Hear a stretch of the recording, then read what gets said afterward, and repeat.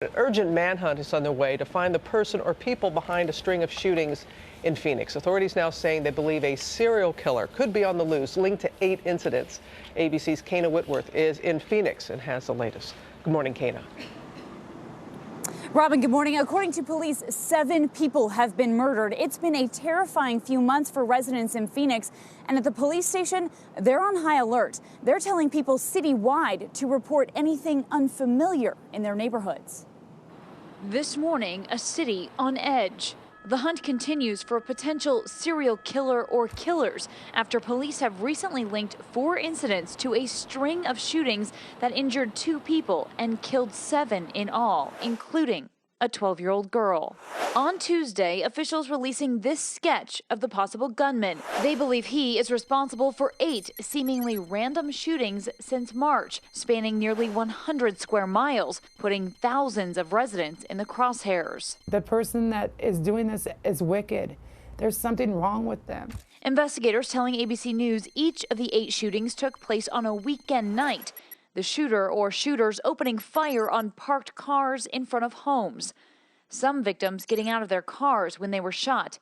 Others never made it out. They walked up to the front of the car, looked through the windshield, and when they saw 2 women and a young girl, they opened fire. Family members of the victims too afraid to show their faces. To say something, because it's not fair that all these people are being taken. Phoenix police adding extra patrols at night and on the weekends, asking everyone to keep an eye out for anything suspicious. Raise your level of awareness in your neighborhoods. Watch out for your family. Watch out for your neighbors. Now, the FBI and U.S. Marshals have joined the investigation. A $30,000 reward being offered up for any information leading to an arrest. But for now, they have no motive and no suspect. So police are looking at incidents as far back as January, and they say in most cases he gets out of the car and shoots and then escapes in a vehicle. And Robin, this morning they have no idea who it is. That is scary. All right, Kana, thank you. For more, let's bring in ABC News consultant and former FBI Special Agent Brad Garrett. So, Brad, you heard what Kana said in her report. This is dating back to March. What's your take on this case? Well, Robin, typically when you have shootings clustered, like this one appears to be in the Marydale area of West Phoenix, the shooter is going to have some connection probably to that neighborhood. My guess is there is no direct connection between the victims, but they represent something to him. In 2005 and 6, they had a similar version of this in Phoenix.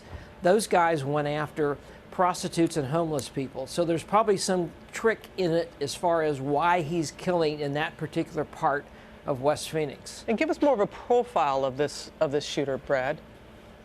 Well, these type of guys, whether it's 1 or 2 typically, have some anger rage issue. It's again not directed at particular people. It may be directed at a particular neighborhood because of what it represents as far as the shooter is concerned. They have a fascination with the media, probably have collected newspaper articles, videos, etc. They may have changed their appearance recently now that there's more media profile of this case. They tend to miss work usually the next day after a shooting. All things to keep in mind. And we heard in Kana's report also that the reward money has been up to $30,000. Police are asking for the public's help. What can people do to help catch this killer and remain safe? Well, this is what will catch this killer. It's the public reporting it. It's surveillance cameras, and it's license plate readers. All those things. Hopefully that will be the case. That needs to come to an end quickly there for everybody there in Phoenix. All right, Brad Garrett, thanks so much.